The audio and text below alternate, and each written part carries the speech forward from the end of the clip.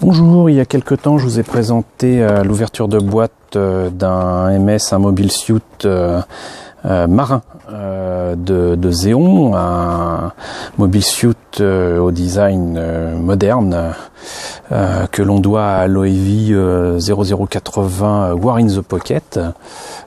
Pour rappel, donc voilà, c'était la boîte du kit en question. Donc ce iGog, c'est son nom, rien à voir avec les toilettes, est un superbe kit. Je l'ai terminé assez rapidement pour pouvoir l'exposer, malheureusement pas assez vite et pas assez rapidement, mais quoi qu'il en soit, donc voici première présentation d'un premier montage à blanc de ce kit. J'aime beaucoup ce MS.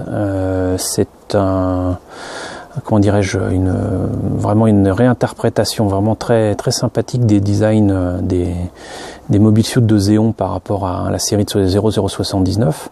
Le kit existait déjà dans les années 80 quand l'OEV est sorti, mais ce kit HGUC, High-Grade Universal Century, n'a rien, mais alors plus rien à voir avec le kit original.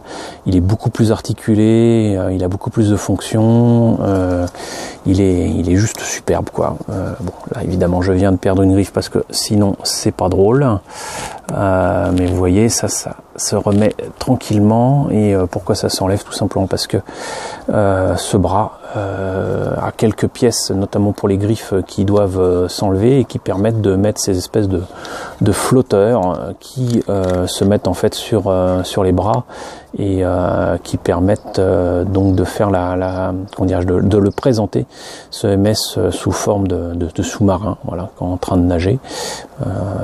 Il se retrouve avec ça sous les épaules, on va dire. Il est tout, comment dirais-je, replié sur lui-même pour mieux nager. Et c'est sous cette forme-là qu'il sort de l'eau précipitamment pour lutter contre ses adversaires de la Fédération. Ce qu'on entend là, en fait, ce sont des missiles qui peuvent se mettre au bout des bras. Je vais pas vous les sortir parce que visiblement, là, je suis bien parti pour mettre ce kit en morceaux et il n'en mérite pas tant. Voilà, que vous dire dessus? Bah, je me suis contenté de faire quelques coups de peinture rapides à la bombe avec différentes qualités de bleu. Pour rendre un aspect différent au niveau des structures. Bien évidemment, les pièces mécaniques à l'intérieur, je les ai traitées en noir et en métal.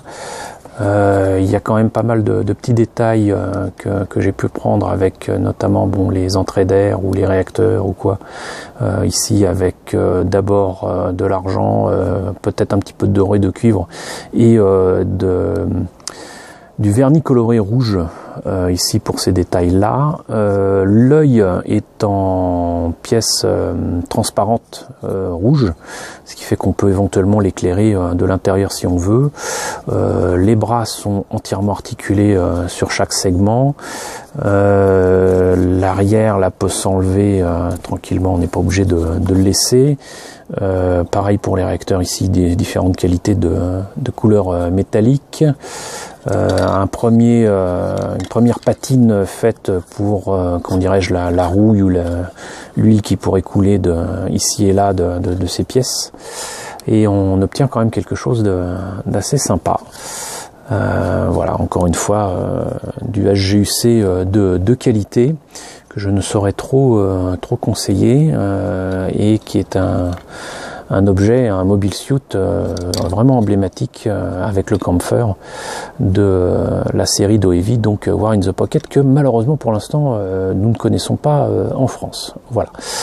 J'espère qu'elle nous parviendra un jour en Blu-ray, en DVD ou même en streaming et qu'on pourra la découvrir de façon tout à fait légale et en sous-titré français.